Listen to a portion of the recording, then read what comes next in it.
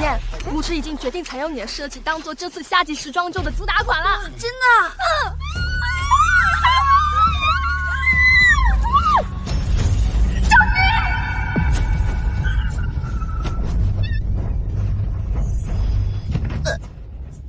哎呦，不是，谁这么没素质，把车开到人行道上？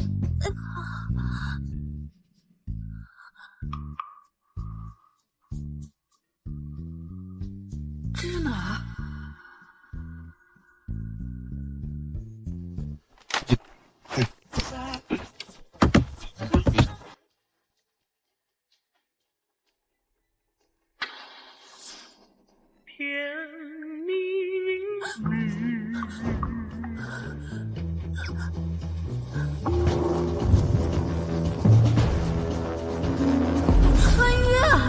穿越到1987年，成了一个300多斤的超级大肥婆。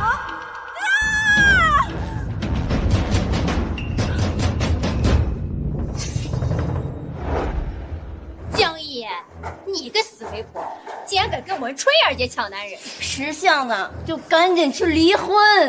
凭什么？凭什么啊？凭你比一头猪还重啊！你看看你，就你这身材，这长相，你凭什么嫁给陆厂长啊？啊！就是啊，三八肥婆，去死吧！不要脸！你看你就恶心，小三儿，不要脸啊！看看你自己啊！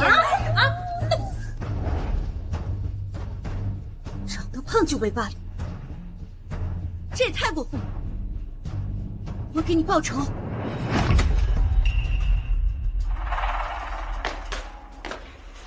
江一，我警告你，识相点，自己去退婚，不然我见你一次打你一次。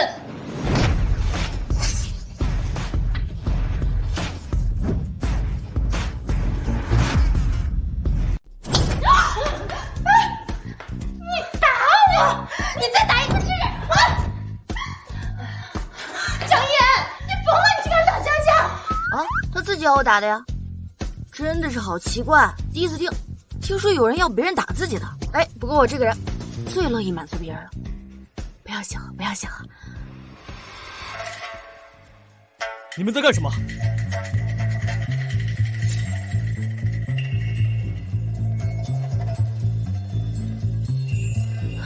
他就是我老公陆志安，好帅呀！志安哥。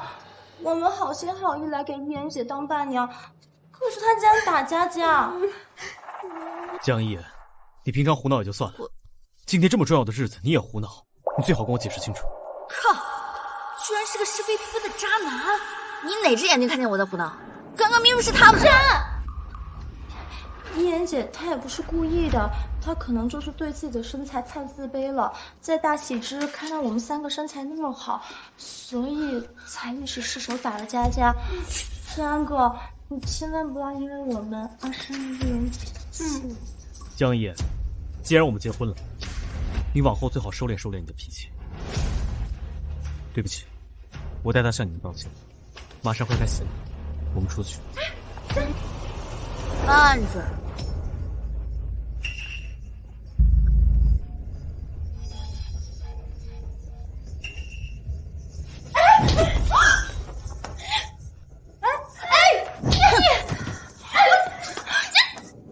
江一，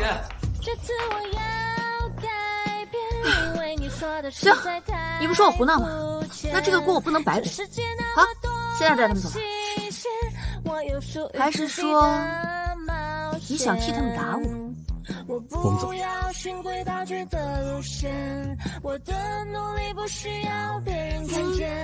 我要美貌也要丰满的灵魂，我要战胜自己也会打败你。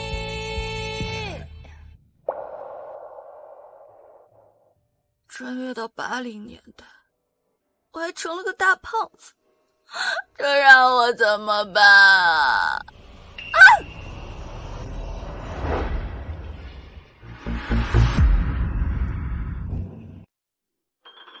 ？1月暴瘦200斤，减肥法，什么东西？我是穿越大神，这是我失误把你撞穿越的补偿，它能让你1个月暴瘦200斤，永不反弹。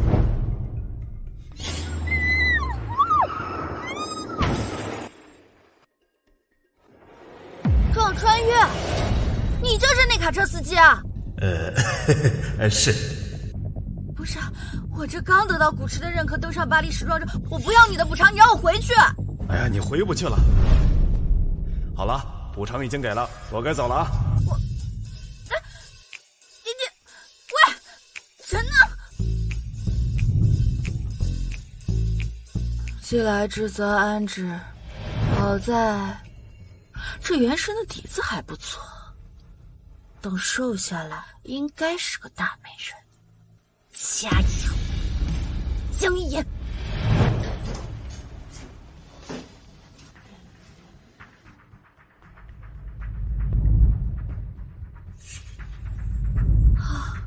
这男人除了脸之外，身材竟然也这么好，极品男神啊！对不起啊，吵醒你了。哦，没什么事。这男人这样看，还挺温柔的。不过，你以后能不能不要再那样了？哪样？我知道你因为胖而自卑，但胖是事实，你不能因此去欺负春燕他们。下去！你干嘛？你不许上来！你又在闹什么？今天是我们的洞房花烛夜，你……洞房花烛夜？我这么过分的人，我哪有资格跟你个洞房花烛夜？出去！江爷，江爷！气死我了！真的是，什么人啊，都帮着自己的老婆帮的死绿茶。长得胖就活该被欺负，亏我还说他长得帅。哼！等我减肥下来，让你眼睛都移不开。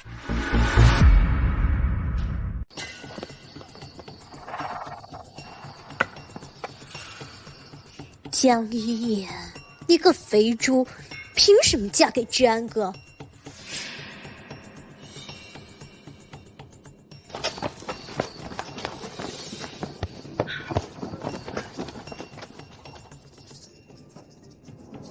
妍妍，我好想你。有病吧呀！妍妍，是我呀，你的好东东啊。妍妍，洞洞，洞洞，你准备什么时候公开我们的关系？晚点吧，我爸妈都还不同意呢，我得说服他们才行。可是我们也不能一直这样偷偷摸摸的。妍妍，我一定会努力说服他们的。你不相信我，你还不相信我对你的爱。哎，妍妍，我最近啊，看见一件衣服，只有10块钱，你看。好。我还有点事儿，我先走了啊。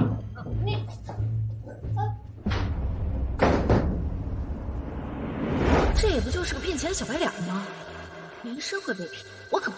哎，妍妍，这个我听春燕说，这陆厂长是不是给了你100块钱？你看能不能给我点？哎呀，好呀，你也知道我现在缺钱，你就给我点钱嘛。给你个大头鬼！你说陆志安没有给我，就算他真给我，我也不会给你这个骗钱的小白脸1分钱的。哎呀，妍妍，你不要生气嘛！我知道是我最近没有来看你，你才生气的，是不是啊？我知道。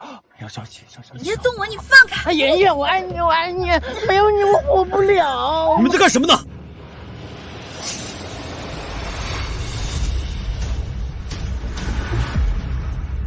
江爷，大晚上的，你们在这里干什么呀？这不是江一言吗？他不是和陆厂长结婚了吗？怎么和林家栋搂搂抱抱啊？你们不要污蔑我，明明是他纠缠我，怎么成我跟他搂搂抱抱了？林家栋纠缠你，江一言，你300斤，他100斤，他纠缠你，撒谎要有个限度的。啊，对，就是江一言，我不肯，他非要尝上，幸好你们来了，不然我不可设想啊！哎呀，我就知道这江一言红杏出墙，给陆厂长戴绿帽子。呸！不要脸！可怜陆厂长年纪轻轻就被人戴绿帽子。你们别乱说，我没有。嫣姐，我没有胡说，我们说的都是事实啊。如果不是你勾引家栋哥，家栋哥为什么不缠着别人，要缠着你啊？我也很好奇，我为什么不扇别人，只扇你？我为什么不打别人，我只打你啊？江哥，他之前就因为嫉妒我好身材打我，我看在你的面上忍了。可是他现在又因为我戳中了真相而打我，你要替我做主啊！江一言，道歉。他污蔑我跟林家栋有染，让我道歉。哎呀，哪污蔑你呀，嫣姐，我说的可是事实啊。家栋哥不喜欢那种又漂亮、身材又好又白的，只喜欢你这种300多斤又老又丑的大胖子。如果不是你跟他弄个男女关系，怎么会这样？我看我还是把你打轻了，这张破嘴张嘴就来。给楚然道歉。陆芷安，我是你妻子，你不信我说的话，你信他的。你说我红杏出墙，那我还说你天天跟这个绿茶待在一起，你们2个早就搞在一起了。你胡说什么？我说的有错吗？之前我以为你在胡闹，现在看来，你简直不可理喻。你自己做了不堪入目的事，还污蔑春燕，现在立马给他道歉。如果我说我不呢？江一言，做事要有限度。如果你不道歉，我们离婚。你为了他跟我离婚？如果你现在道歉，我可以。好，离就离，现在就离。志安哥，一言姐污蔑我没关系，我已经习惯了。但是一言姐，你可以污蔑我，但不要污蔑志安哥呀。这几天我之所以和志安哥在一起，是为了准备献礼设计比赛的事儿。设计大赛？往年这设计大赛都是春燕夺冠的，人春燕是代表咱们厂里去参赛的，人家和陆厂长在一块儿那是办公，这江一言还造谣诋毁，真是太过。就是，他以为谁都跟他一样好吃懒做，等着陆厂长养。人家春燕可是凭实力为厂里出力的，她是新时代的事业女性。陈春燕，敢不敢跟我打个赌？什么赌？他们不是说我好吃懒做，你是新时代的事业女性，那我们就赌，谁能获得这次设计大赛的冠军？你要跟我比设计啊？我没听错吧？江一言，初中都没毕业的文盲，还要参加设计大赛？人家不仅要参加，还要超过春燕拿冠军呢。设计比赛的冠军往年都是陈春燕，人家那是名牌大学毕业，身材相貌那样样都是出挑，一上台就赢了。江一言拿什么跟人家比？就拿他那一身肥肉吗？求你了，江一言，能不能别闹了？你敢不敢比？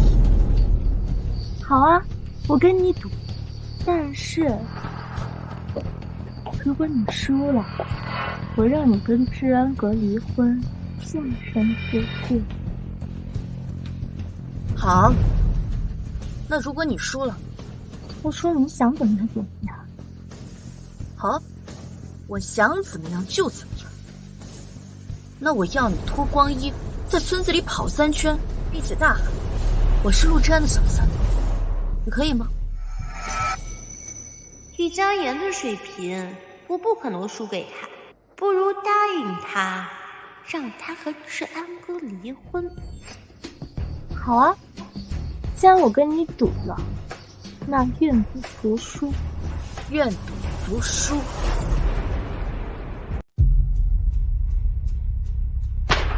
江一言，你还要闹到什么时候？这次的设计大赛是厂里办的，到时候会有很多渠道商来参加。你什么？怕我参加比赛给你丢脸？我不是那个意思，我是怕到时候会有流言蜚语重伤你。说到底还不是怕我丢脸。我知道你很想体现自己，但是做人做事总得量力而行吧。说完了吗？说完就走。你，我要去外地出差一趟，你要是改主意了，随时跟我说。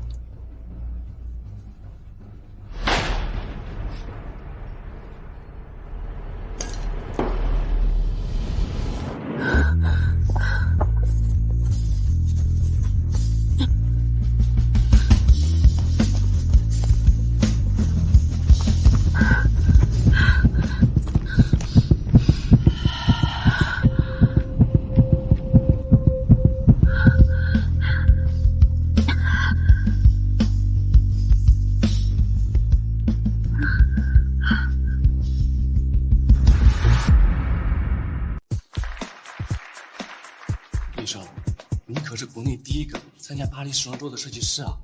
这县里的设计赛，你来干嘛呀？自古高手在民间，说不定这里会给我一个惊喜。看我一眼。接下来有请陈春燕小姐登场。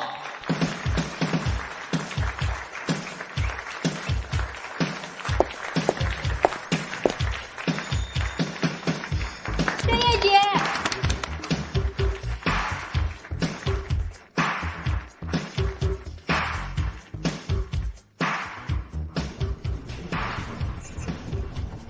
真不愧是江源服装厂最优秀的服装设计师，这衣服，这设计，太好看了吧？对呀，那可不，陈春燕可是名校毕业的设计师，咱们十里八乡没人比得过他。哎呀，也就是某个小丑啊，扬言要挑战我们春燕姐。他江一言呀，就是那个老寿星吃砒霜，嫌自己命长了。接下来有请各位评委打分。恭喜陈春燕小姐获得本场最高分98分。58分，这下糟糕了。要不咱们还是找嫂子，别让她上台了，我怕她输的太难看了。来不及了。看来是我想多了，没想到这种设计都能拿第一，真是。李助理，咱们走吧。好，接下来有请本场最后一位选手江一言小姐登场。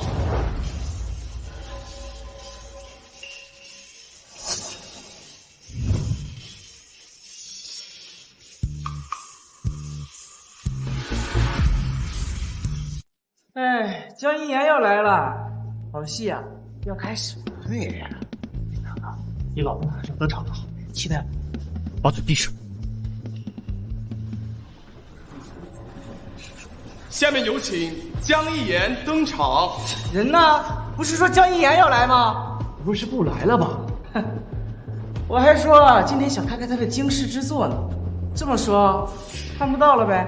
他呀，连初中都没毕业，他懂什么设计啊？他300多斤体格子，能穿进什么去？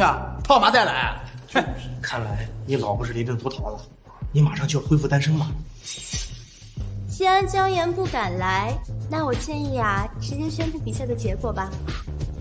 我到底在期待什么？走吧。既然江一言小姐弃权，那么本次设计大赛的冠军是……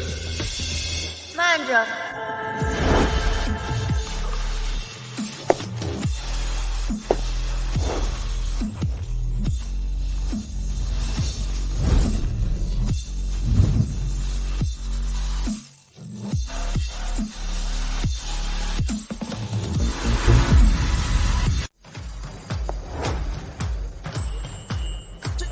这人谁啊？这是咱们厂的吗？咱们厂啥时候有这么漂亮的大美女？我长这么大，从来没见过这么漂亮的美女。这身材，这气质，简直绝了，就跟电视里那个大明星一样，不，比大明星还要漂亮。放我们那里啊，你就是演什么来着？啊，对，烈亚群芳。叶少，这个人穿的应该是巴布家的风衣，但奇怪的是，我怎么从来没有见过？他穿的不是巴布瑞家的，有意思。一个小县城里名不经传的小设计师，居然跟国际知名品牌撞风，甚至比他们的设计更超前。这群臭男人，之前还说春燕姐漂亮，现在一个个眼珠子都快瞪到这个女人身上了。都怪这个贱人，他谁呀？哪来的骚狐狸，竟敢抢我风头！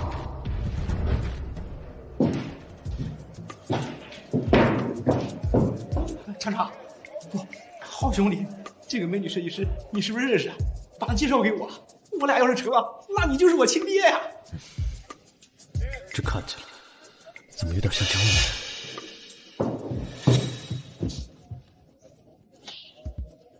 这位小姐，今天是本县举办的设计大赛，不是本县的人禁止参加，请你离开。喂，我劝你自觉点，赶紧滚，不然被保安赶走，那就什么脸都丢光了。陈春燕、林佳佳，这才多久？不认得我。你是江一言，你是江一言，江一言，他是江一言。江一言不是390斤的胖子吗？怎么现在这么瘦了？哎，你们别说，江一言瘦下来之后，哎，还真漂亮。这个陈春燕比起来，像个小丑。不可能！你怎么可能是江一言？就是，江一言之前有多胖，我们可都知道。你跟江一言长得一点都不像，我看呀，是江一言花钱雇你来替他比赛的。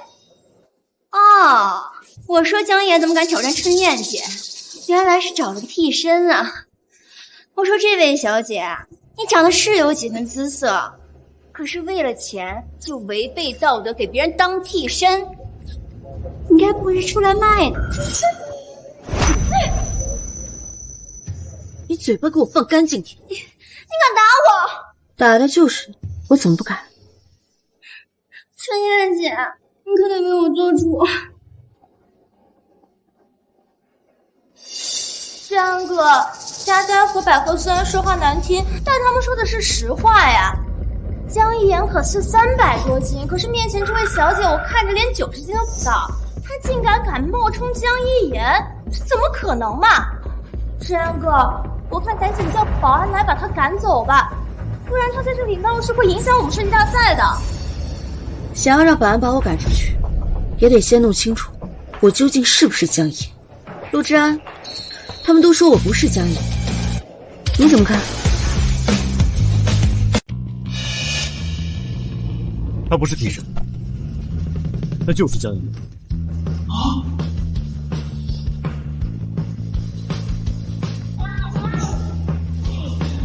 他竟然真是江一言！哎，你别说，江一言说起来居然还挺漂亮。春燕姐怎么办呀？燕姐，不好意思啊，是我刚刚眼了错，没有认出来你。那既然你现在来了，我们的赌约就继续吧。刚才呢，我只拿了98分，不知道一言姐你能拿多少分呀？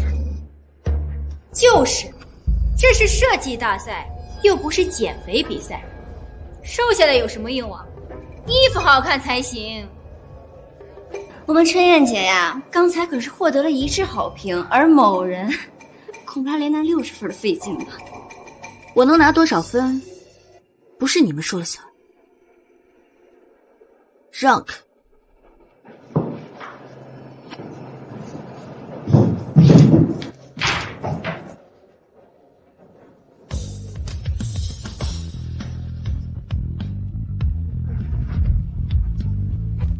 江一言上场了，好戏开场。对，哎，你们说江一言和陈春燕打赌，他们谁会赢？那肯定是陈春燕啊，人家可是大学生，每年都拿第一。这江一言虽然减肥下来是好看了些，可是他初中都没读完，哪懂什么设计啊？春燕姐，听到了吗？大家都支持你。轩哥，没事的，说不定一言姐能拿出更好的作品。春燕，你一会儿能帮我一个忙吗？轩哥，只要你开口，我一定帮。江一言性子好强，等会儿他要是比赛输了，你能不能不要提赌约的事，就这么让他过去？行吗？志安哥，我本来就没有想和一言姐争什么，是她硬要跟我赌的。那好吧，既然知恩哥开口了，那赌约就这么上吧。谢谢。江一言，没想到知恩哥对你这么好，但我是绝对不会放过你的。叶少，这帮人可真的是有眼无珠啊！仅凭江岩身上那件风衣外套，就足够参加冠军了。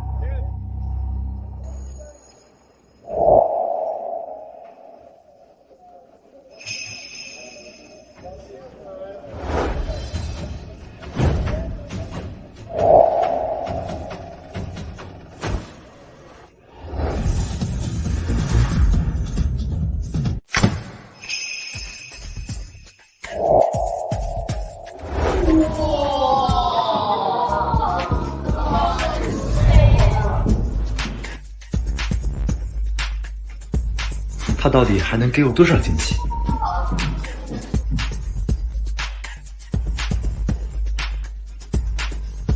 没想到能在这样的地方看到如此惊艳的作品。看来叶少是看中他了，能被叶少看中，这个设计师恐怕要一飞冲天了。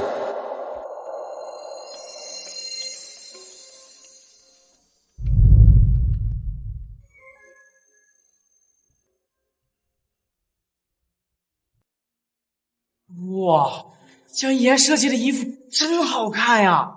我从没见过这么好看的衣服。漂亮吗？露这么多，伤风败俗。我还以为江一言能设计出什么优秀的作品，原来靠露点啊！他不会以为靠露点就能获胜吧？知恩哥，一言姐她是不是对设计有什么误解？她不会以为时尚设计就是穿的越少越好？感谢江小姐贡献的精彩走秀，接下来有请各位评委打分。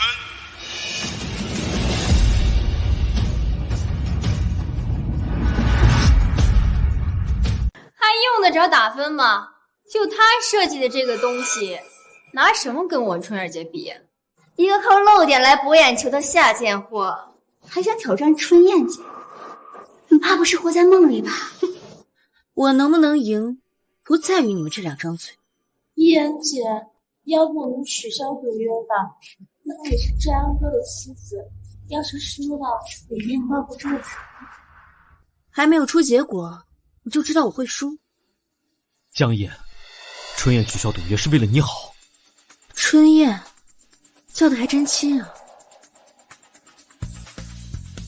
燕，现在不是倔的时候，你就放弃赌约吧。放弃赌局？陆志安，你是觉得我的设计不如陈春燕是吗？这还用明说吗？你的设计就是比不上我们春燕姐的。请3位评委老师打分。江燕，我不明白你现在为什么这么倔。你当然不明白，因为你眼瞎。作为一个服装厂的厂长，连最基本的发现美的眼光都没有。请3位评委老师打分。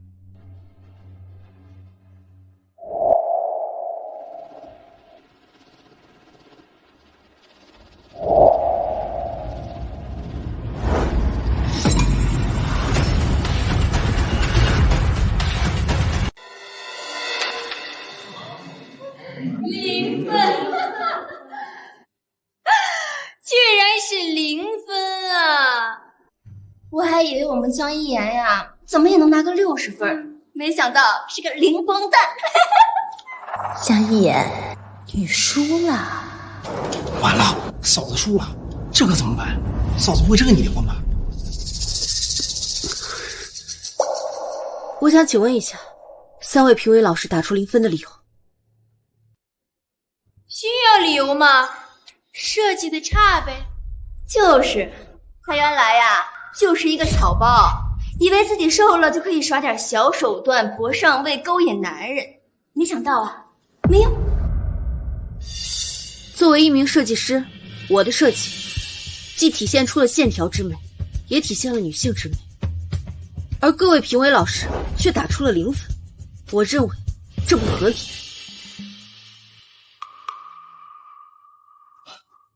江一言，你的衣服设计得很好，但这衣服太暴露了，这样的衣服生产出来没有人买，所以我们决定给您0分。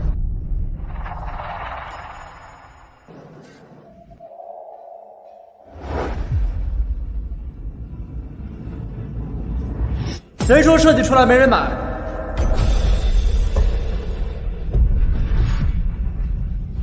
谁说设计出来没人买？这是谁呀？竟敢当众反驳评委！你是叶瑞大师？叶瑞是谁？叶瑞你都不知道？他可是国内登上巴黎时装周的第1人，而且是被写入教材的时尚大佬。听说他本人还是港岛的豪门公子。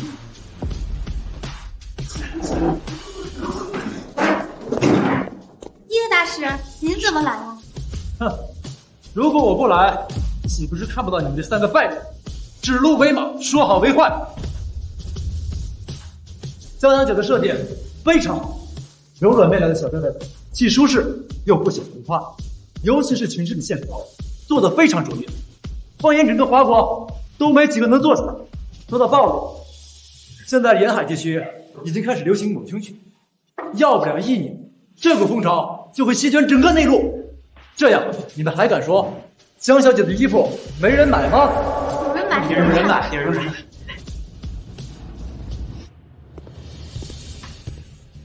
叶先生，江小姐，你在设计意图十分有天赋，前途不可估量。不知我能否有幸邀请你加入我的工作室？叶瑞的工作室，那可是行业内出了名的男妓，多少名牌大学生想进都被拒之门外。没想到居然主动邀请江一言，这江一言是要一步登天了呀！厂长，嫂子这么好看，你看这个叶瑞，他是不是有什么别的想法呀？叶先生，谢谢您方才的仗义直言，不过在工作规划上，我有自己的想法，所以只能说抱歉了。没关系，江小姐如果改变想法，随时联系我。告诉我。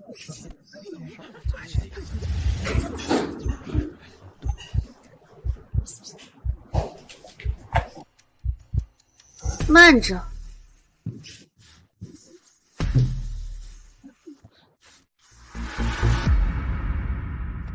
你要干什么？自然是来找你履行赌约啊。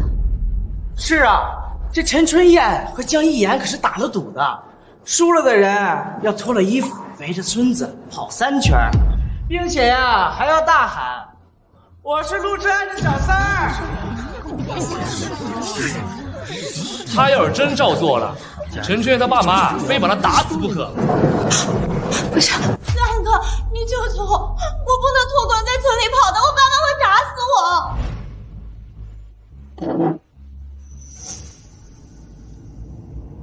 你看，要不陆之安，你以什么身份帮陈春燕说话？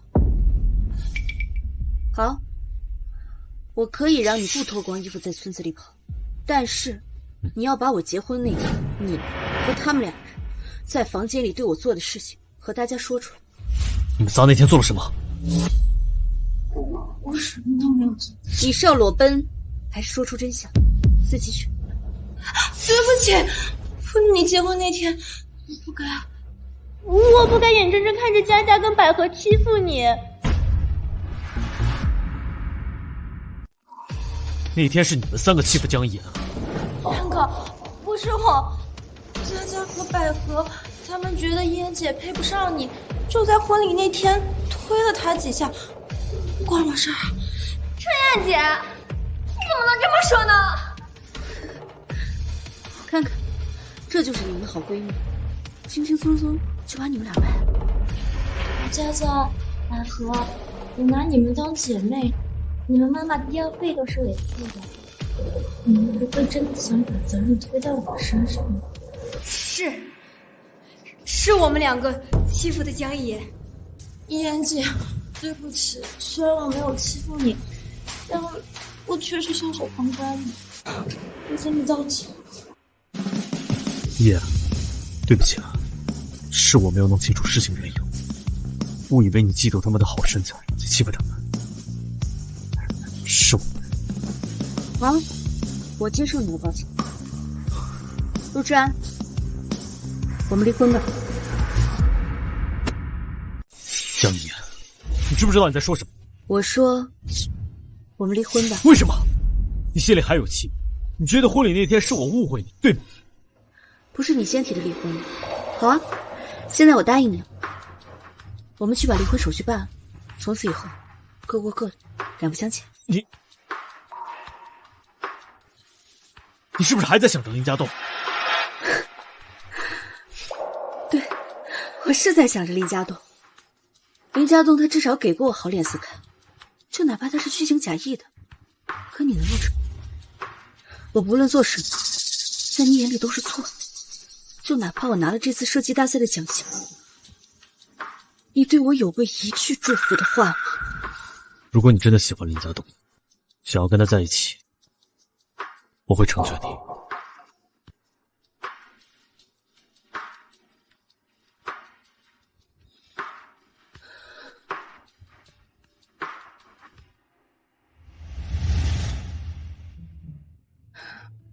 女人啊，果然除了自己，谁都靠不住。新时代新生活，加油江一，在这个时代，闯出一片属于自己的天地。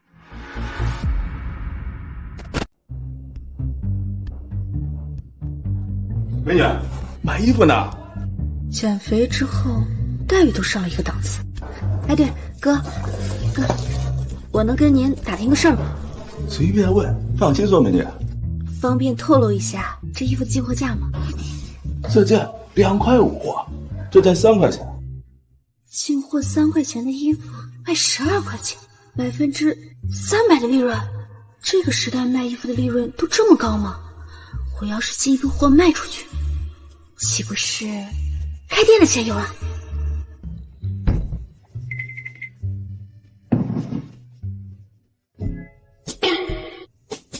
零？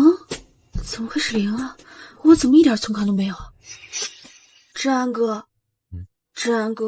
那个，我在外面，别人都对我指指点点的，你能不能给我介绍一份不用面对别人的工作？不用，你安心待在家里就好。我每个月会给你60块钱当生活费。谢谢志安哥，志安哥对我真好。我以前还真是靠陆志安养，自己1分钱存款都没有。看来想要发财，还是得去找陆晨。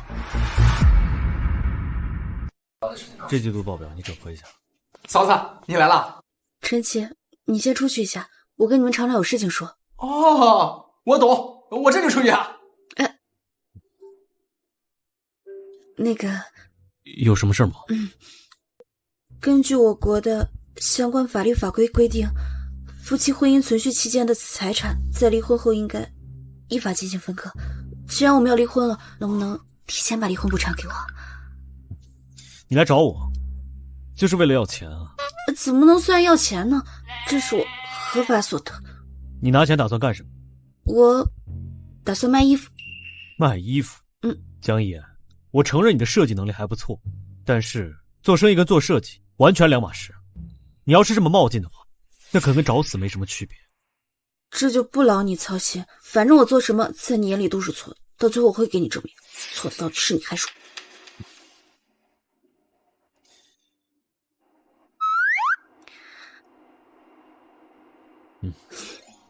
我能问一句吗？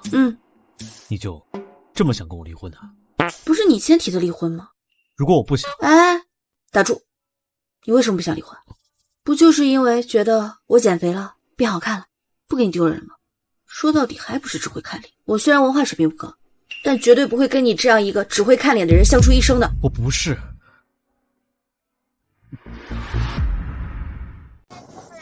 哎，来瞧一瞧，看一看啊，特大优惠，走过路过不要错过啊！哎，他这是在干啥？来看一看啊，看着像是在卖衣服，但是这个转盘是干什么的？我不知道呀。春芽姐，这个江岩又在搞什么鬼？不就想靠这个大转盘博眼球嘛？哼，痴心妄想！你在这守着，我去找志安哥。各位姐姐阿姨，大家看我身后这个转盘，上面是不是有不同的区域啊？这每个区域上写的都是可以减免的金额。你们只要赚到哪个区域，就能减少这对应的金额。赚到多少就减多少，自然。那我赚到本次免费，是不是就能免费拿走这些衣服？当然可以，而且不仅可以带走，只要大家去邀请自己的亲朋好友，每多邀请1位，就可以多一次赚转盘的机会。真的？自然是真的呀！我这摊儿都在这儿，要是有假，给我圈下来。那我马上把我儿子叫过来。哎，好嘞，好嘞。那我也马上把我老公和儿子都叫来。哎，好，谢谢。我也去叫人。谢谢。大家来捧场啊！来，大家瞧一瞧，看一看啊！是啊，那个，我刚刚看见一言姐在外面摆摊了，可是她那个摊位一没广告，二没人流量的，只有个大转盘摆在那里，生意可惨淡了。你快去劝劝她吧。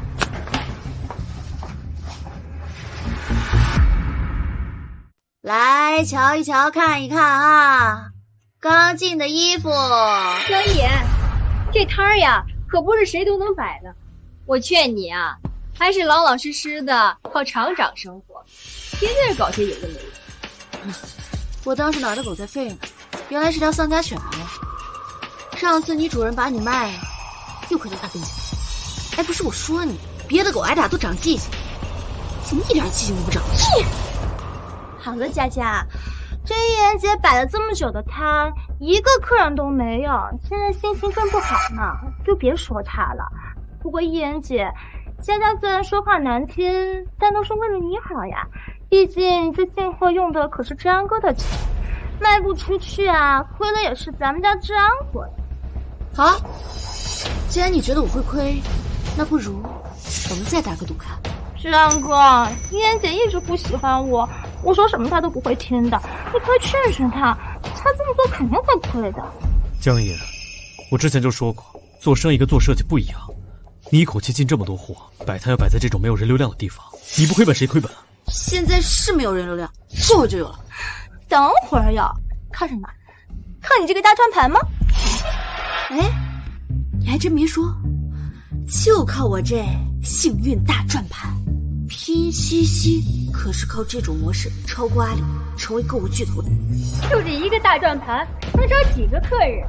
得了，跟你们说不赢，咱看啊，就是这儿，就是这儿，就是这儿，就这儿，就这儿，就是这个转盘。哎呦，这转了，哎，看我的。哎呦，减两个。可以，来，挑一下，随便挑。2个人啊！你这个大转盘就招了2个客人，真多呀！佳佳，我们一言姐也是第一次做生意嘛，您不要笑她。跟我走，去我厂子门口，那里人流量大。不去。一言姐，我们志安哥也是为你好啊，你不要不识好歹。好浓的一股茶味儿啊！志安哥，你看他就这样放学。江爷，你为什么老是针对春燕啊？针对？既然这么心疼你的春燕，就把她带走。她要是不上门来找事儿，我想针对她，我还找不到人呢。你这人怎么这么不讲道理啊？春燕说的是事实啊。既然你也觉得她说的是事实，那我们就等着看看，错的到底是我，是你。就是这儿。啊！好，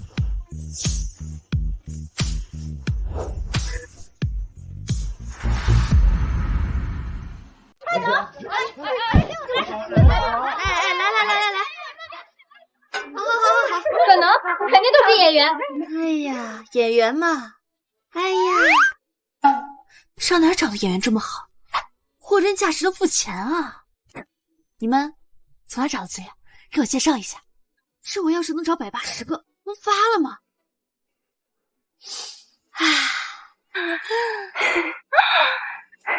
志安哥，我们还有点事儿，先走了。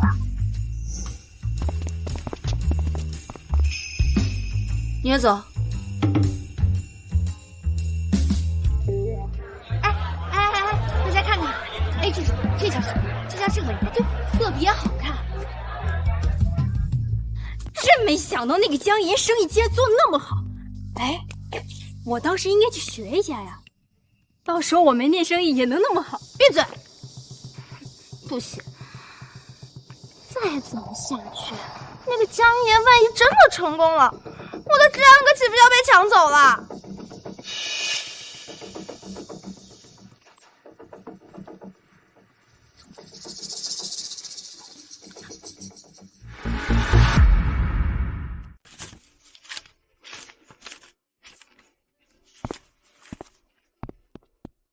姐姐，有个阿姨说你这里送免费的衣服。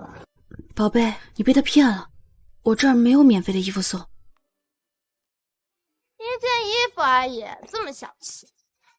志安哥，你看这老人家和小朋友，一看就是家庭有困难。这一言姐赚这么多钱，连件免费的衣服都送不起，真是小气。对，我小气你大气，那这么大气的你，不会舍不得给他买件衣服吧？这舍不得啊？你这春燕儿不跟我一样，是个小气鬼吗？你说谁是小气鬼啊？给我买一件。哎，一件怎么够？他们这儿有5个人，你不然买5件吧，毕竟您是大圣人，对吧？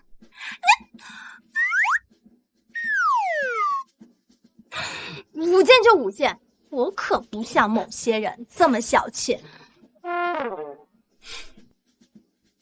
好，谢谢啊。拿来吧你，来快，谢谢春燕姐姐，快，谢谢春燕，谢谢春燕。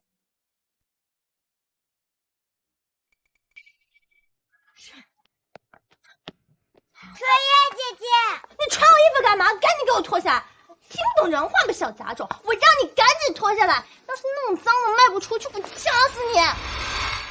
什么卖不掉啊？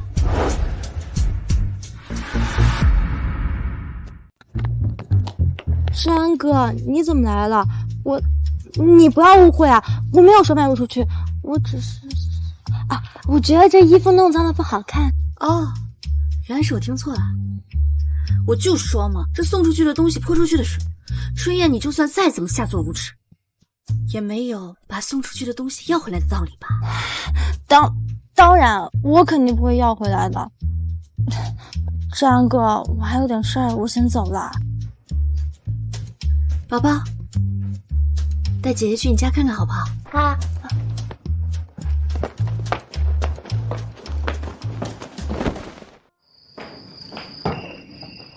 哎呦，来客人，我去给你倒茶。哎，不用，您坐，我们待会儿就走了啊。是这样，我呢准备成立一个爱心会，专门帮助咱们村里的这些孤寡老人和儿童们。想问问您2位有没有打算来我们这里帮忙？放心，我们活很轻松的，每个月还有50块的薪资。愿意，我们愿意啊！来，我这儿有100块钱，是您2位这个月的薪资，我们明天见好吗？谢谢，太谢谢了！快吃吧。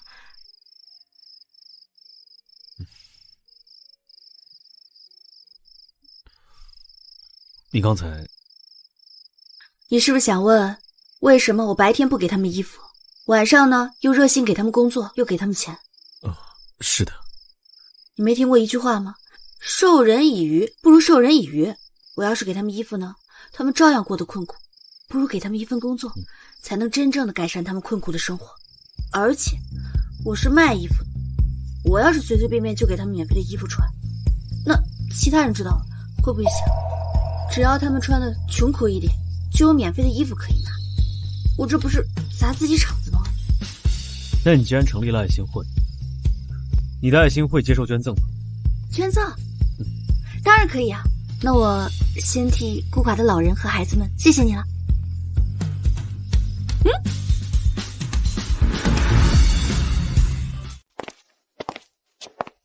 行了，送到了，你走吧。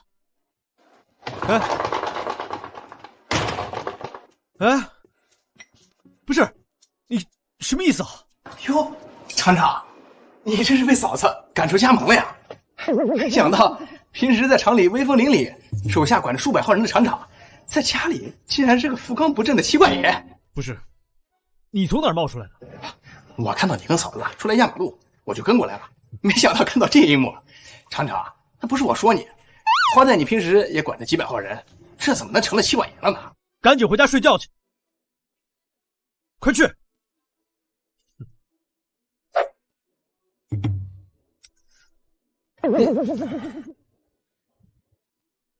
江岩，你给我开门啊！你不开我踹了！把门开开，陈七在外面看着呢，动手给我点面子啊！我今天不是刚给你爱心会捐钱了吗？我真踹了！那就让你坐一会儿，做完就走。我就坐一会儿，快！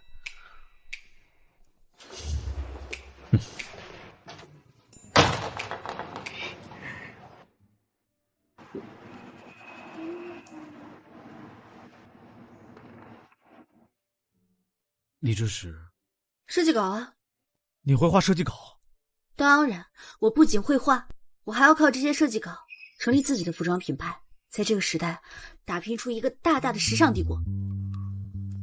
哦，陈曦走了，你也走吧。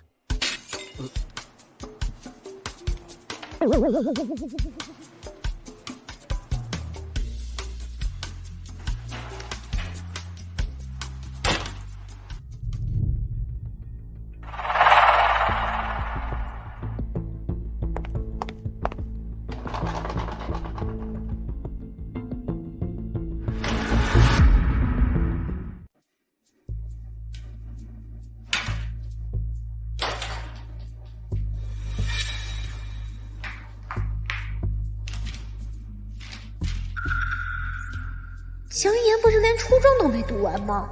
为什么他画的设计稿线条这么完整？不过现在这些都是我的了，等我抄完这些设计稿再还回去，看你到时候怎么收场。江一言，我竟然想起了江一言。进来。志安哥，你猜我给你带什么好东西来啦？什么？噔噔！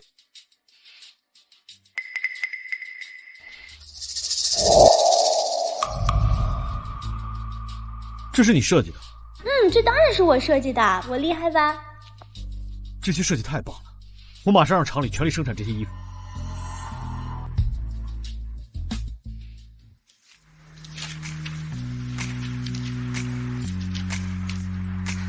加油，创业人！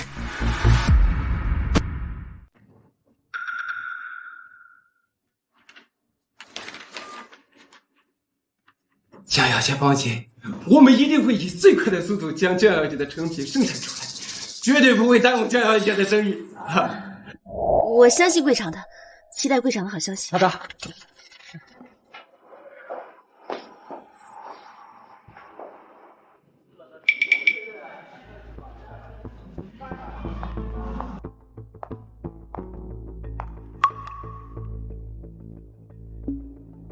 这不是我设计的春日系列女装吗？怎么出现在这里了？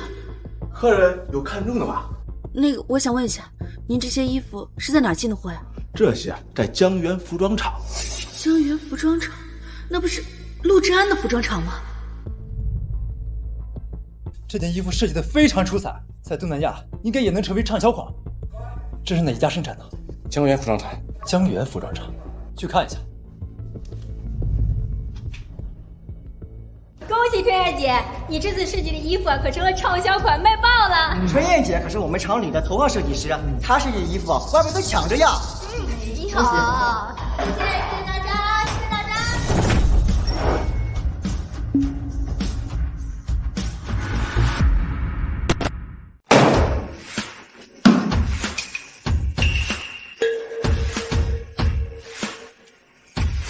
江一言，他怎么？嫂子，你也来参加庆功宴？庆功宴？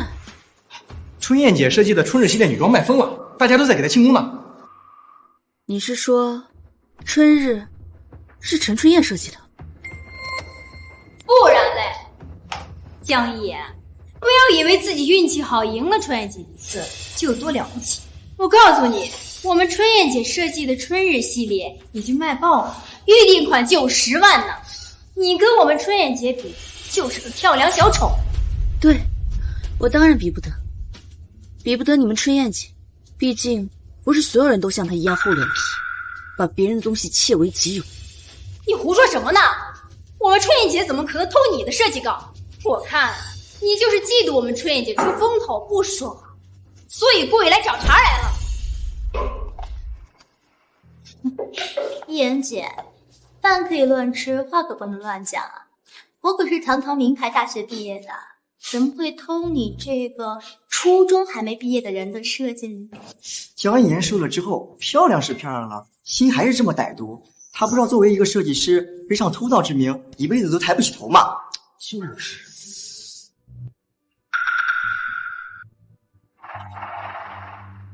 一言姐，我知道我之前一直和志安哥在一起，你不喜欢我，可是我跟你解释过的，我跟志安哥在一起是因为工作，所以我求求你，能不能不要污蔑我？我给你跪下。这是怎么回事？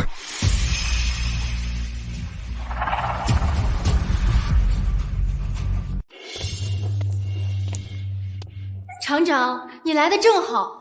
江一言在这捣乱，他污蔑春叶姐偷的设计稿，还逼春叶姐给他下跪。就是啊，好好一个庆功宴都让他给毁了。设计稿到底是谁的？我说是我的，你会信吗？我相信你。他说你就信啊？厂长，你不能因为他是你老婆你就包庇他呀！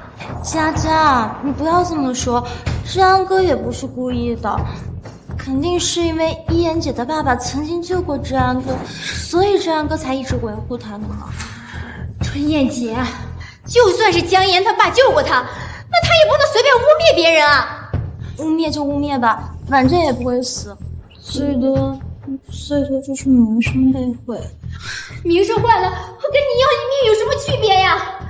陈春燕，你言之凿凿的说我污蔑你，那你告诉我，你设计春日女装的时候，灵感源自哪里？设计灵感来自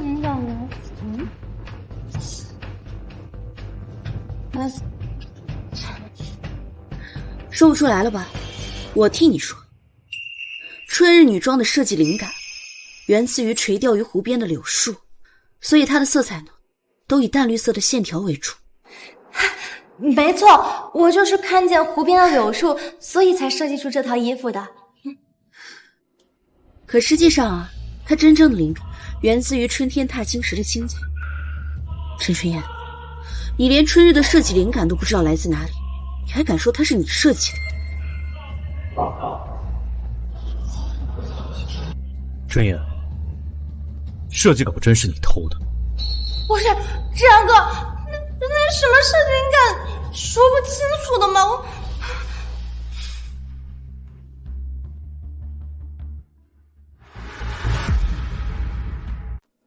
灵感来源确实虚无缥缈，不能当做证据。我还以为你能拿出什么证据呢，原来是空口白牙。空口白牙也能算设计归属的话，我还说春日系列是我设计的呢。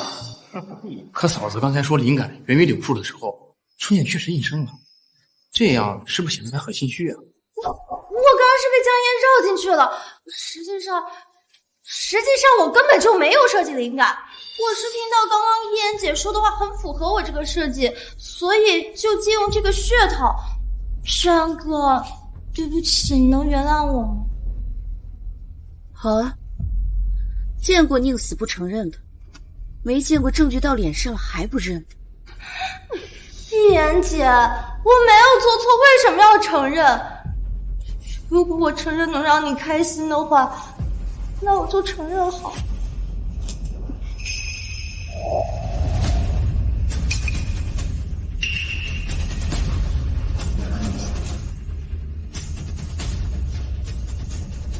一言姐，对不起，是我偷了你的设计稿，但我求求你，你今天能不能不要闹事了？今天是我们厂的庆功宴，我不希望让大家看见我不开心。江一言太过分了。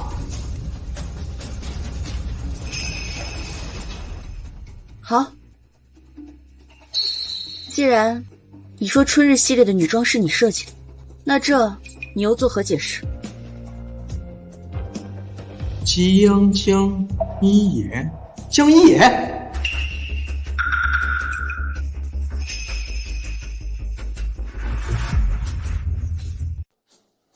它既然是你设计的，那上面为什么会有我的名字啊？陈春燕，我没有想到你居然做出这种事情。志安哥，你相信我，这个春日系列是我设计的，你别被他骗了，他就是一个初中没毕业的文盲，怎么可能设计出这么好的作品？都到现在了，你还在狡辩？陈春燕，你偷盗别人设计稿，品行不良。江源服装厂要不信这样的服装设计师，你另谋高就。你要开除我？不是你开除我怎么活？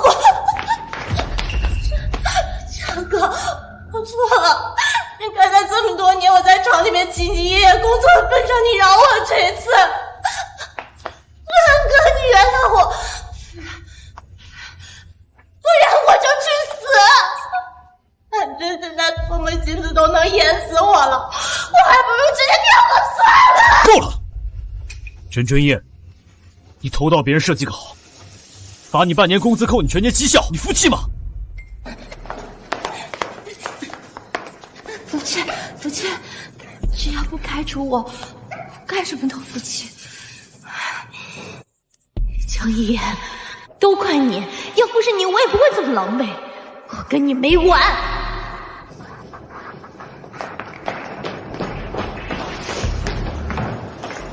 叶，我代春燕向你道歉。你是个什么人，替他向我道歉？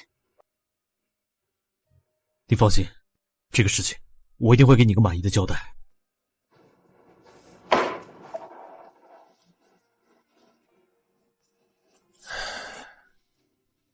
吩咐下去，立刻停止春日女装的售卖，已经售卖的全部收回，收回不了的，算出所有收益，3倍赔付给江一言。厂长，真的要这么做吗？咱们厂的流动资金本来就不多，全都压在春日系列上了。如果现在停止售卖并赔偿江一言的话，那我们厂的情况就会不容乐观呀。我意已决，这次的确是我欠他的。陆厂长，你好，我是叶瑞。你好，之前设计大赛咱们见过，我就开门见山了。你们的春日系列女装我很感兴趣，想要跟你们合作一下国外的代理。只要你肯合作，我们愿意预付1万块的定金。1万块！不好意思啊，叶先生，春日系列是我们厂里的设计师盗窃他人设计。如果你想要代理权，我可以把真正的设计师江一言介绍给你。江一言，相比他，我更倾向于跟你合作。毕竟你有自己的工厂，成本会比我跟江一言合作更低。至于盗窃嘛，盗窃的是设计师，又不是你。只要你不承认这个抄袭，我们仍旧可以继续合作。厂长，这合着1万块钱啊！有了这笔钱，咱们厂子就能彻底走出困境，还能有余钱换上最新的机器。当然，我不仅会画，我还要靠这些设计稿成立自己的服装品牌，在这个时代打拼出一个大大的时尚帝国。叶先生说的的确很有诱惑力，但是我拒绝。我还是带你去见江一言吧。厂长，你疯了吧？这可是1万块钱呀！咱们要为大局考虑。再说了，这江一言是你老婆，她不会介意的。春日是江一言费尽心血创立的，他想要以此创立自己的服装品牌。如果我把他据为己有，那么他的创业之路就会中断。叶先生，请吧。好。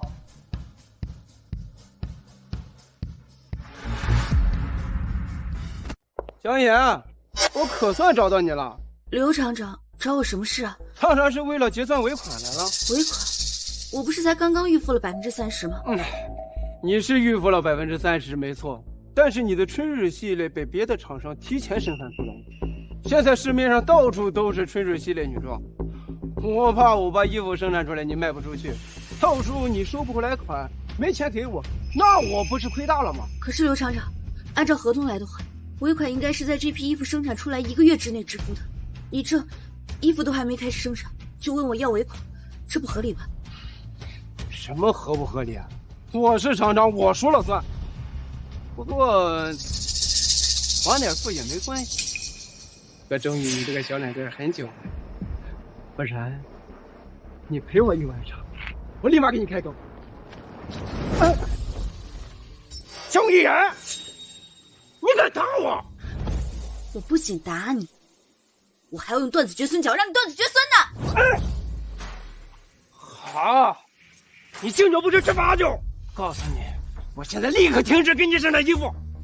你什么时候付了我一款，咱什么时候再合作？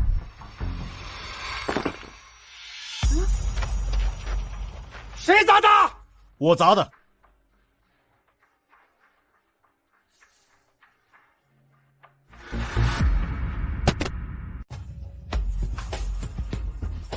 你们要干什么？我告诉你们，这是法治社会，打人是要犯法的。打的就是你！打人犯法！你干什么？耍流氓就不犯法啊？犯法！起来！江一言，我告诉你，今天这事没完。好，既然如此呢，我也告诉你，限你1天之内退回款项，否则等着吃官司。好，没有我的帮助，我看你怎么生产纯是男女装。还有我，你谁呀你？他就是江源服装厂的厂长陆志安。陆厂长，这误会，这都是误会。厂长家，这样尾款我要了，我可以继续给你生产啊。口嘴看人低，仗势欺人的玩意儿！我告诉你，我不会跟你这种只会坐地起价的人合作，我们的合作终止。听到没有？听到了，我立刻就给您合作取消啊，并把那30%的预付款退还。赶紧滚！好嘞，爸。今天的事情，多亏你了。我们是夫妻，彼此帮助是应该的。这是叶瑞跟他的助理，他们对春日系列很感兴趣，想要聊一下国外的代理权。你们聊。你好。你好。这江一言减肥成功后，不光人变漂亮，脑子也变灵光了，居然设计出了春日系列。哎，厂长，你不是要跟他离婚吗？等你们离婚了，我去追他怎么样？哎，你瞪我干嘛？反正你们都要离婚了，还不能我去追他了。再说了，咱们可是好兄弟，肥水不流外人田嘛。你想都别想，我是不会跟他离婚。夏小姐，这是代理合同，你看一下。这1万块，这么多。叶先生，您这生意做得挺大。那当然，叶家在港岛可是大家族，在东南亚地区有足足100家门店。100家？叶先生，您既然生意做得这么大，区区一个春日系列的女装，不会真的满足您的胃口吧？你的意思是？我还有很多好的灵感都在脑子里。我想我们可以深度合作，我设计它们，然后你生产出来，我们精诚合作，一起发财。哦，我知道我空口无凭，我把它画出来给你看。好。老板，有什么？有。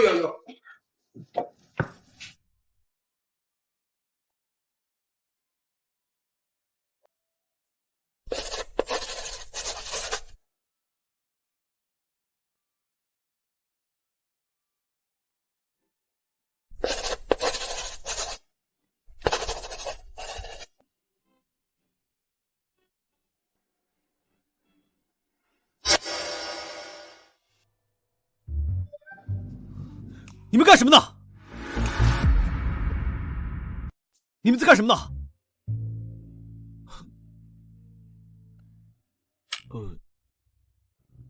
画设计稿呢？不然了，叶先生，这是夏蝉系列的女装。春日、夏蝉，看来还有秋冬2季的衣服。不知我能否有幸在那设计它？是我唐突了。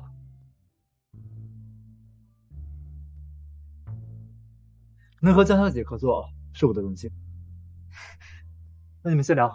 啊，好，叶先生慢走，大金主慢走啊，慢点啊，路上一定要注意安全。发财了！有了这支票，我就可以买自己的厂，生产自己的服装，再也不用看别人脸色。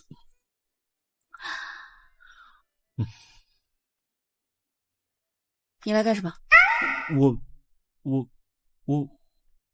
我没干什么，我刚好路过。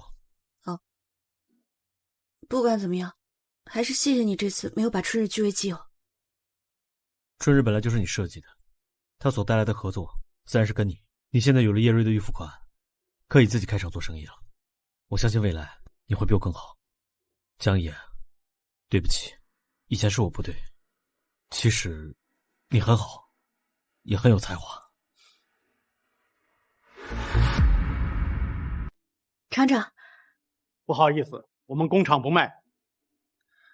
这是我的联系地址，如果您改主意的话，可以来找我。好吧。已经是第3个了，这个年代想买个工厂怎么这么难啊？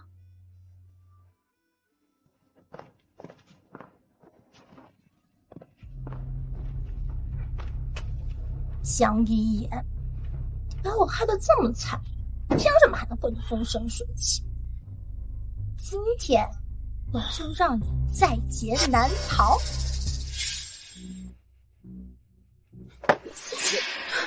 小姑娘，是不是想买厂房？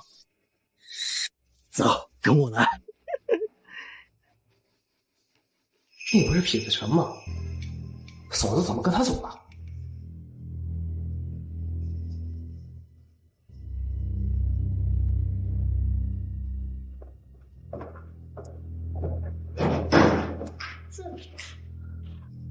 使用年限为25年，设备重量为72吨，制造厂家为苏联。你这明明就是废弃的厂房，你干什么？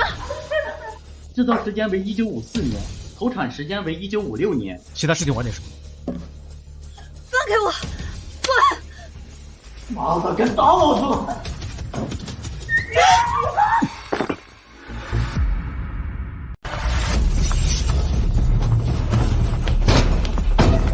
变了加了枪指部，请您不要治好他，我们会尽力的。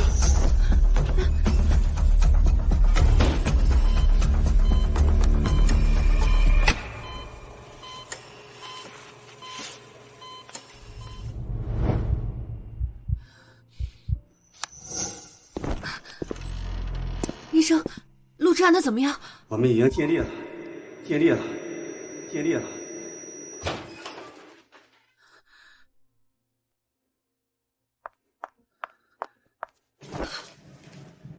陆之安，你混蛋！你结婚的时候怎么说的？你说你要照顾我一辈子，可是现在我才20芳华，你却要死！你不准死！你不准死！知不知道？其实我见你第一眼的时候，我就喜欢你，可是你非要跟陈春燕那个绿茶眉来眼去，害得我连一句喜欢你我都说不出口。但是现在你要死了，我不管，我喜欢你，我喜欢你。知道了。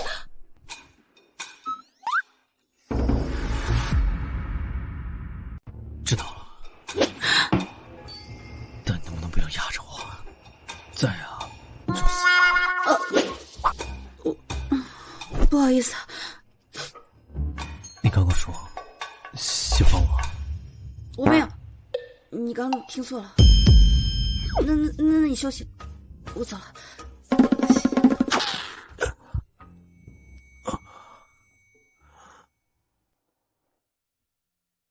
也不知道陆之安现在怎么样了。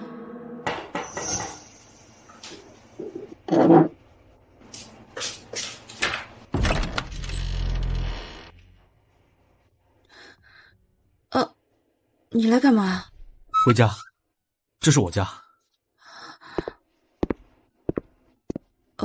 也对啊，这是你家，我都忘了，毕竟最近我一个人住。你去哪儿？回娘家。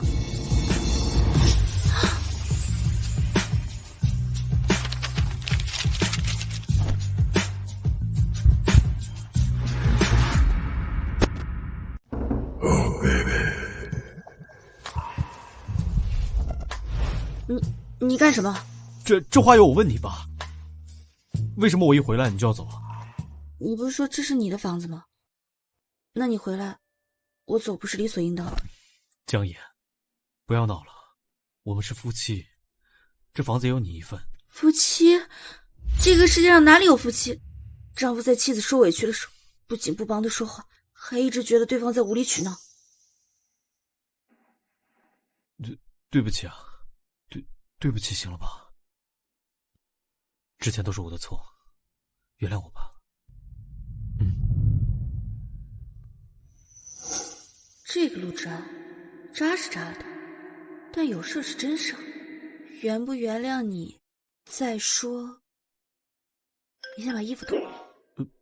不，你要干嘛？脱了吗？脱了。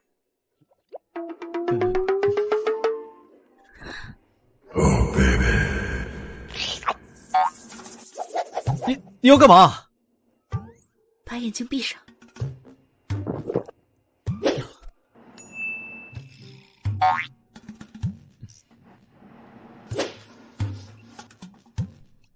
我们这样不好吧？外面路过的人看到了，我脸都丢尽了。乖，闭上。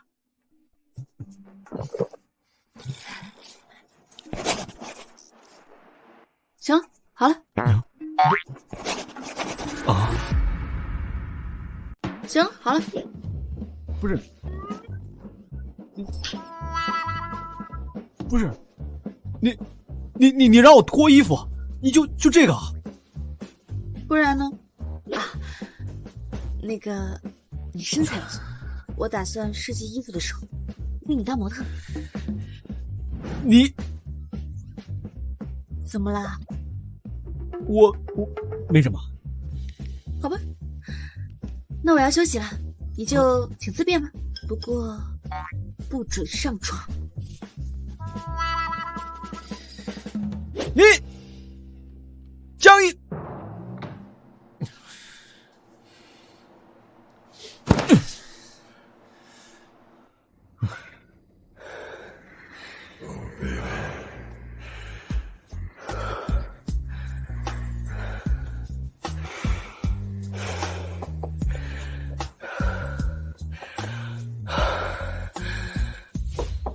江岩，我给你做了早餐，最好趁热吃，凉了不好吃了。啊，奇怪，我怎么会梦见陆之恩了？来了。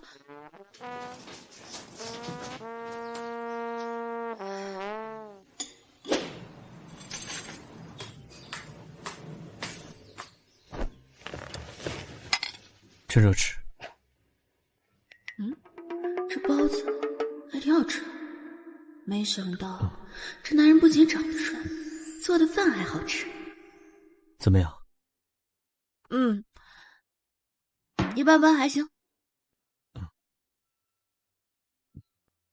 江岩，你觉得江源服装厂怎么样？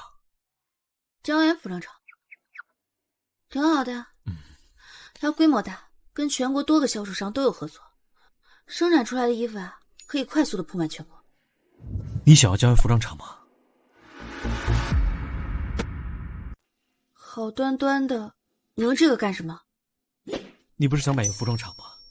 全县的服装厂都没有江源服装厂合适。可是那是你的厂，给我做什么？这你就不懂吧？我是等你把江源服装厂做大做强啊！咱们是夫妻，江源服装厂也有你的一半。等你把江源服装厂做大，我那一半不就很值钱了吗？哦，原来你是想躺赢啊？什么是躺赢啊？躺赢啊，躺赢就是什么都不做，就有钱赚。那我就躺赢。好，那厂子我来管理。我向你承诺，如果1年之后不能将厂子做到100万的销售额，这厂子呀还给你，我那一半呢无偿送你。其实不用。吃饭。晚上接个魔术表演。好啊。那不是江一言吗？他怎么来设计部？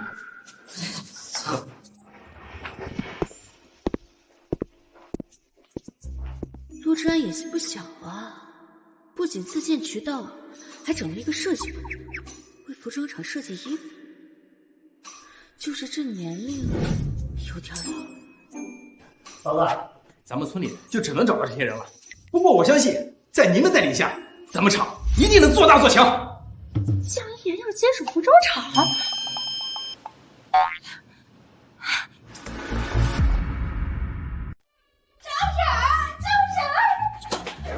出大事了！慌张张的干什么呀？那个江一言要成为我们厂设计部长啊！啥？张婶儿，虽然你只是我们设计部副部长，可在我心里呀，你就是部长。可那个江一言现在要凭借陆厂长的关系取代你的位置，可真太气人了。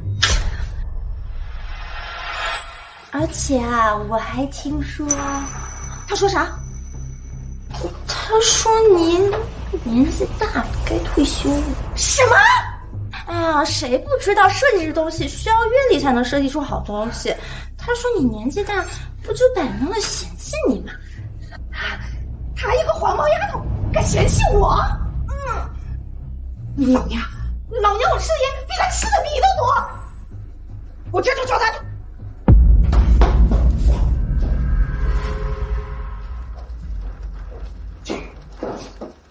张婶，你来的正好。这位是张婶，咱们厂花重金请来的设计师，现在是设计部的副部长。张婶是吧？你好。好什么好？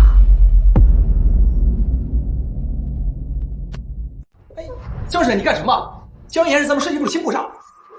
我们设计部可不接受这种没水平的人空降，对他，我不服。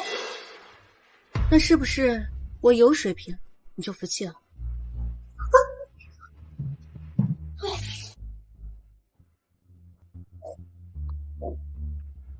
哦，没有实力，是求神拜佛了。哎呀，当设计部新部长。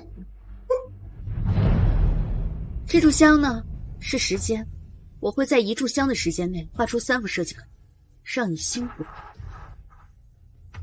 你真是说话不打草稿啊！你以为你是神仙呀？1炷香画出3幅设计稿。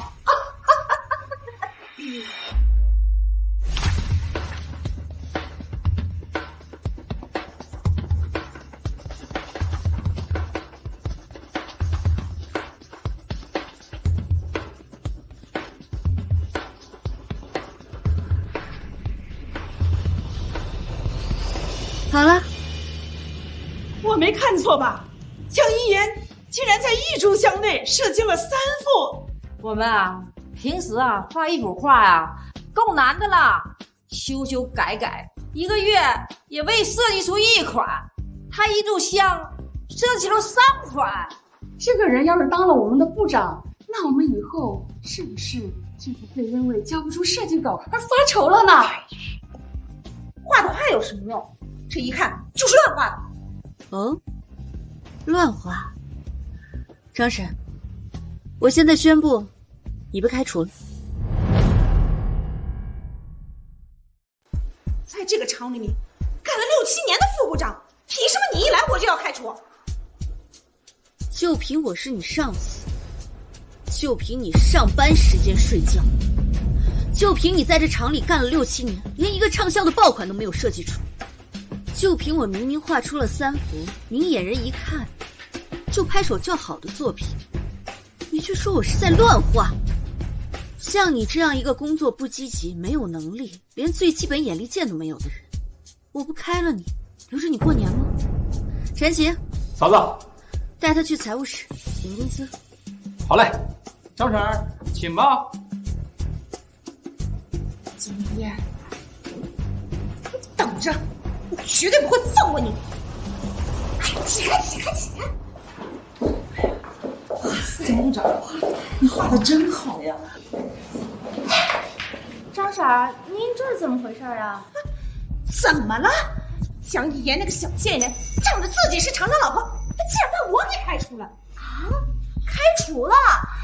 婶儿，你可是我们厂里的老人呢，劳苦功高，这个江言竟然把你给开除了，你可不能这么轻易放过他。可是，听说呀，我们厂里新进了一批布料，万一这批布料是出了问题呀，你厂损失可就大了。到时候江一言这个厂长难辞其咎。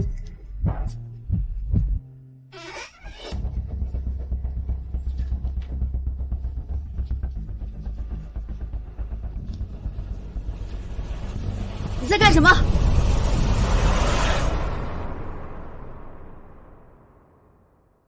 张婶，这大半夜的，你跑来仓库干什么？你不是看见了吗？我在看布料的花色呢。大半晚上的，你来看花色？我们做设计师的，当然是要先看完布料的花色以后才能做设计。可我怎么记得，我今天好像把你开除了呀？你已经不再是江源服装设计厂的设计师了，而且看花色你带个袋子。我出门就喜欢背个袋子，你管着吗你？该不会是想偷东西吧？哎，你个小贱人，你胡说什么你？谁会偷厂里面的东西？我可在这个厂工作了6、7年了，厂就和我家一样，谁会偷家里面的东西？哎呀，切！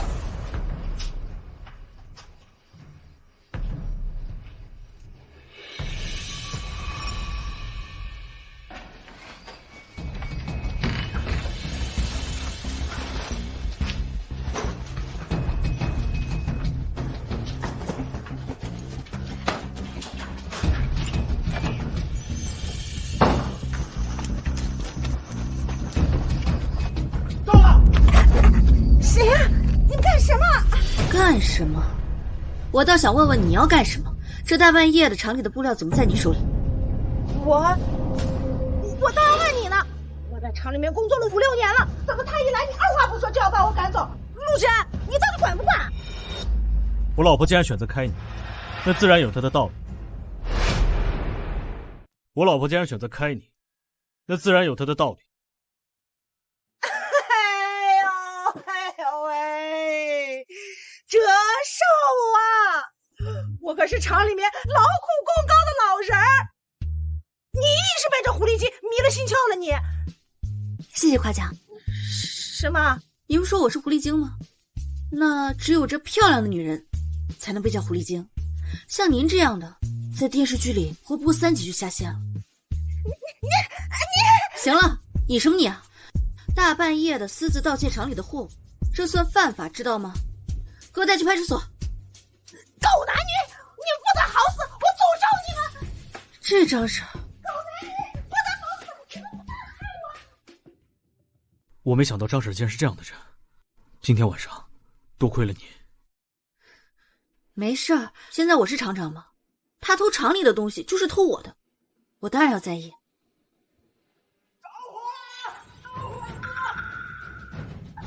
快！有人救我呀！快点，快点！这仓库怎么会着火？谁干的？不知道。快，赶紧救火呀！快点呀！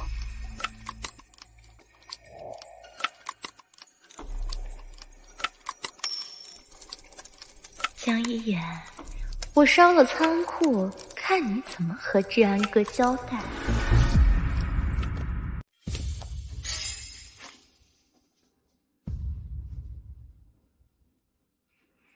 这香水味是陈春燕的，难道是她放的火？志安哥，我远远就看到有火光，这什么情况？我们仓库怎么着火了呀？仓库怎么着的火？你心里不清楚吗？难道他知道是我放火烧的仓库了？不可能，他不可能知道的。我怎么知道？我才刚来。治安哥他污蔑我。我老婆不会污蔑别人。你们污不污蔑我没有关系，可是我们现在仓库着火了，我们新进的一批布料被毁了，我没办法生产衣服，没有办法按时向渠道商交货，到时候我们会面临一大笔赔偿，我们工厂可能会破产的。江一言，都怪你，你刚做厂长，我们仓库就着火了，你这个厂长难辞其咎。江姐姐，小朋友，你是那天那个小女孩？江姐姐，我听说厂里的布料烧了，我这里有一批布料，你拿着去生产衣服。一批布料。小朋友，你知道我们烧了多少布料吗？一仓库，整整一仓库。你这一匹布料有什么用啊？再说了，我看你这布料这么脏，不知道从哪个垃圾堆里捡来的吧？哼，这种布料有细菌，万一我们用你的布料做了衣服，我们客人穿了生病了怎么办？才不是垃圾堆里捡的呢，这是我买的。哼，就知道你说的是不是真的？治安哥，像这种来历不明的布料我们不能用。闭嘴！小朋友，这是你用来做衣服的布料，姐姐不能要。江姐姐，你就拿着吧。我知道这批布料很少，可是老师说滴水汇成浆，只要每一个人都献出一份力，什么难关都能渡过去。滴水汇成浆，小朋友，那你们老师有没有教过你需要很多滴水呢？不用听他的，谢谢你，真是解了姐姐的燃眉之急。快！哎呀，燃眉之急，江一言，我看你这脑子是被这大火烧傻了吧？剩下的东西我会想办法解决的。你想办法解决？你拿什么解决？张小姐，张小姐，张小姐。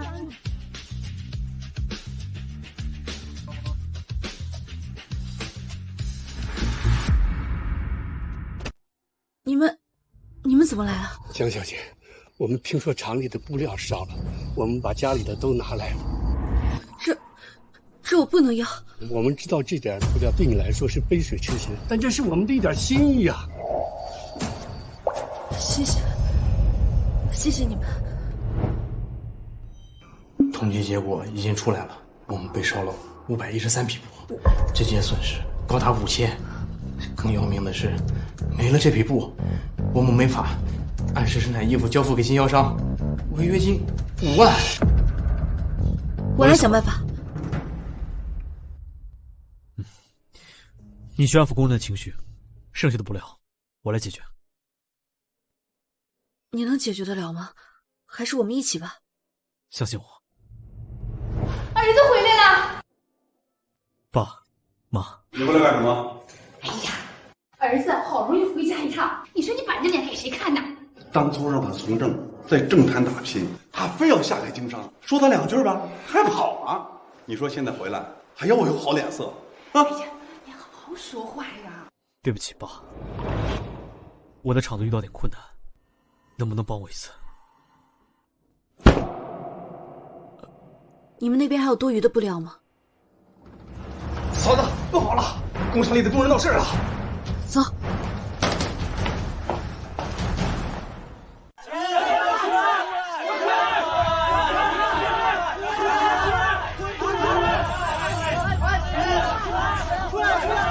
离开这里！江源服装厂不需要江一言。江一言这个祸害，赶出我们厂！滚出去！滚出去！滚出去！滚出去！要不还是先躲躲吧，等陆厂长回来再说。躲得过初一，躲不过15。放心，大家静一静，听我说。昨天晚上仓库起火，损失了一批布料，让工厂的运转受到了这个阻碍。我知道各位都是厂里的老人了，对我们工厂有深厚的感情，大家有意见我也是能理解的。但是这个，请你们一定要相信我一定会想办法解决这次危机的，好吗？想办法？你能想出什么解决办法呀？就是，我听说我们厂跟渠道商签的合同是价值1万块钱，如果我们交不出货，我们就要赔偿5倍，那就是5万块。5万块呀，江一言，我们凭什么相信你能解决？5万块，把我们厂卖了都赔不起啊！我看就是这个江一言，他在做厂长之前，我们厂明明都好好的。他一上任之后，我们厂就出了各种事情。这个江一言就是个害人精，害人精，把这个害人精赶出去！赶出去！赶出去！赶出去！赶出去！赶出去！赶出去！赶出去！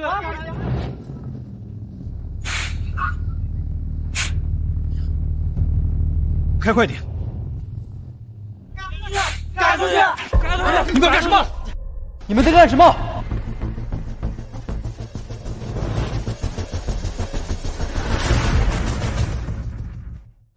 你们在干什么？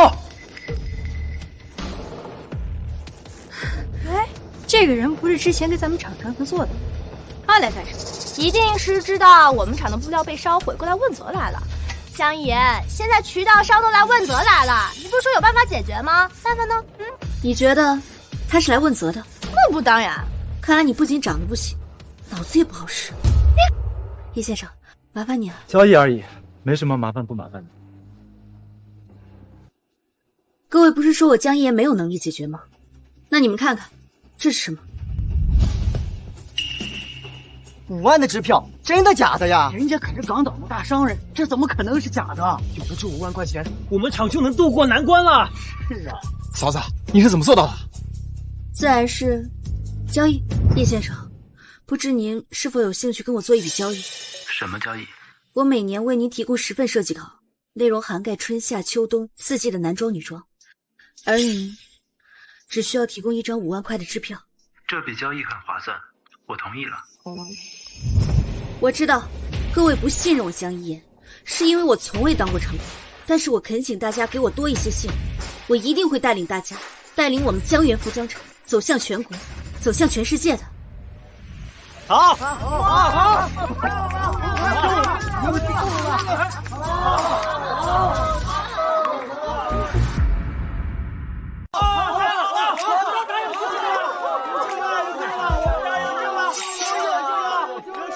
站住！你想干什么？江一言，我们刚刚是质疑你，我知道你不满，可我们也是担心我们厂破产嘛。我们是好心，你不能因为我们好心好意就针对我们呀。就是，再说了，刚才质疑你的也不只有我们呀。那你想要秋后算账，那大家都要被你秋后算账了。一码归一码，我现在要说的是你们放火烧仓库的事。什么？仓库是他们烧的？他们看着挺好的呀。可是江一言总不至于在那么多人面前污蔑他吧？你说我放火烧仓库，你有证据吗？证据。这个打火机呢，是我昨天在仓库捡到的，而我们全村只有你陈春燕有这个款式的打火机。真的是他们干的！陈春燕烧了我们仓库，差点让我们工厂破产，绝对不能把这个祸害留在这里，把他赶走，赶出去！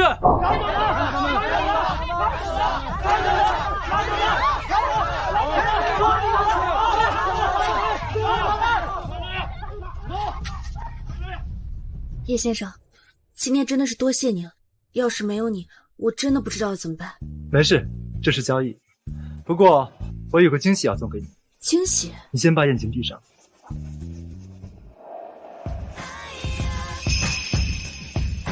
睁开了。江野，我喜欢你。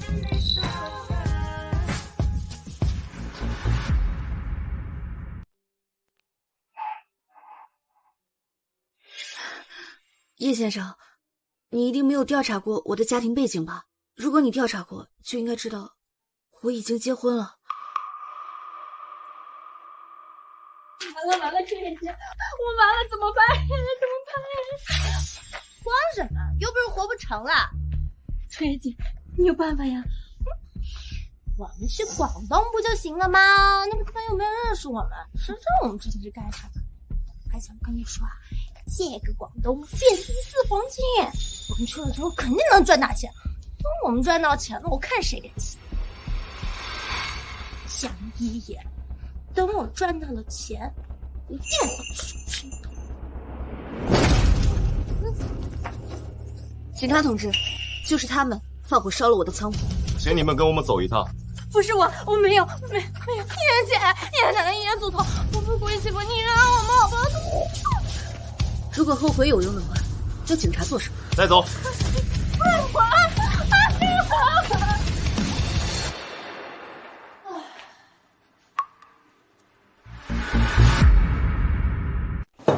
回来了，今天忙了一天，饿了吧？快动筷子。红烧肉呀，花肉做的好吃，肥而不腻。多吃点。你今天不是去城里吗？回来这么早？我去找了我父亲，请他调了一批布料回来。不过我回来的时候看到你已经把这次危机给解决了。江一，我以前一直没发现你是这么优秀的人。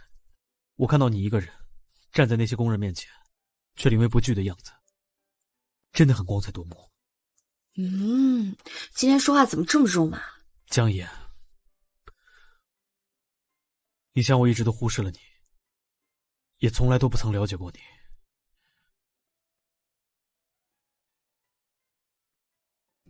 我们离婚吧。什么？我说我们离婚吧。你以前不是一直都很想离婚吗？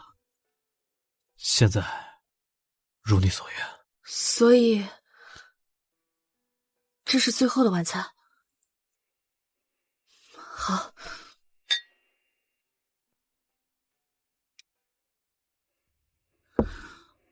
我同意。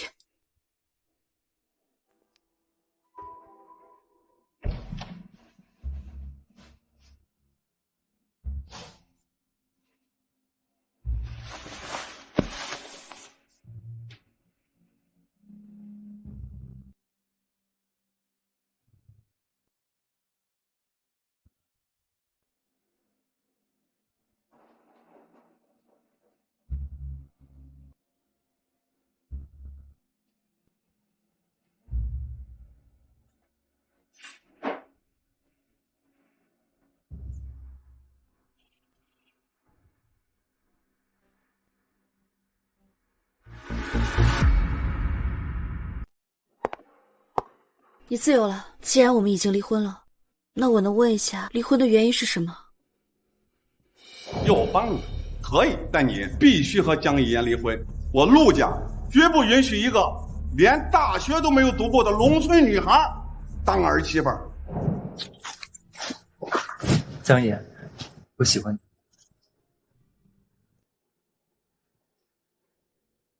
之前我们结婚是为了报答你父亲的救命之恩，我们之间并无感情。现在你有了自己的事业，我想是时候放你离开了。好，祝你前程似锦。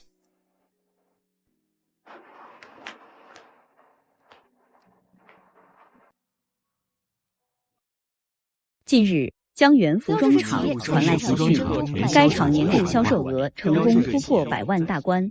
江一言女士设计的克鲁米系列登上巴黎时装周。女企业家江一言，短短3年，将江源服装厂打造成全国最大的服装帝国。恭喜江一言女士登上《时代周刊》，成为内地首位女首富。江一言，恭喜你，终于实现了自己的梦想。江一言，干嘛？对不起啊，看来是我太思念他了，以至于出现了幻觉。